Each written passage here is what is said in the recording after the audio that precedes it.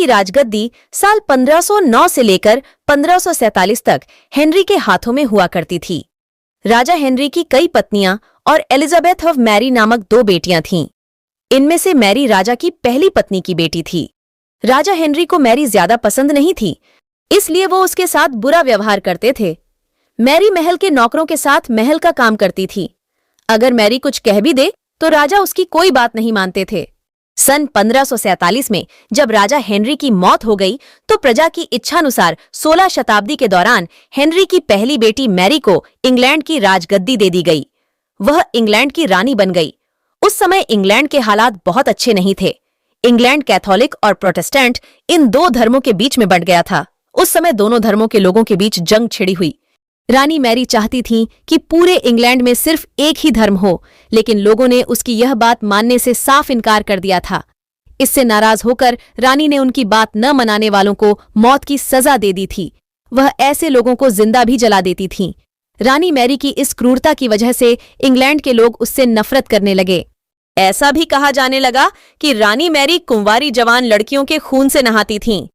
उसका मानना था कि उनके खून से नहाने से वह ज्यादा दिनों तक जवान रह सकती हैं। कुछ सालों बाद रानी मैरी ने शादी कर ली और कुछ समय बाद इंग्लैंड में एक खबर आई कि रानी मैरी गर्भवती हैं और जल्द ही उनके राज्य को उनका नया राजा भी मिल जाएगा। इस बात से हर सभी खुश हुए, लेकिन उस समय रानी मैरी के साथ बहुत ही अजीब घटना हुई। उनके गर्भ से किसी भी बच्चे का जन्म नहीं हुआ, बल्कि कुछ ही महीनों के बाद रानी मैरी का पेट फिर से सामान्य हो गया। वहां के ओझा लोगों ने अपनी तंत्र विद्या से बताया कि रानी मैरी के गर्भ में कोई बच्चा नहीं बल्कि एक भूत आकर निवास करता है। कुछ समय बाद फिर रानी मैरी के गर्भ में वही भूत आकर रहने लगा और वह फिर से गर्भवती हो गईं। इस बार भी रानी को कोई बच्चा नहीं हुआ और उस घटना के कुछ ही दिनों के बाद रानी मैरी की मृत्यु हो गई। इसके बाद मैरी की छोटी बहन एलिजाबेथ को इंग्लैंड की राजगद्दी पर बैठाया गया और एलिजाबेथ इंग्लैंड की नई रानी बन गई। रानी मैरी की क्रूरता की वजह से इंग्लैंड को लोग उसे एक निर्दयी औरत मानते थे। वहीं जब उसके गर्भ में बच्चे की जगह एक भूत का निवास होने लगा तो लोगों ने उसे शापित भी करार दे दिया और इसी वजह से उसे लोगों ने ब्लडी मैरी का नाम दिया। ब्लडी मैरी क्रूर स्वभाव की लड़की थी। वह चाहते थे कि मेरे जानते लोग मेरा बात और मेरा खाना, मन जो नहीं मानता था उसका वह उसके साथ बहुत थी।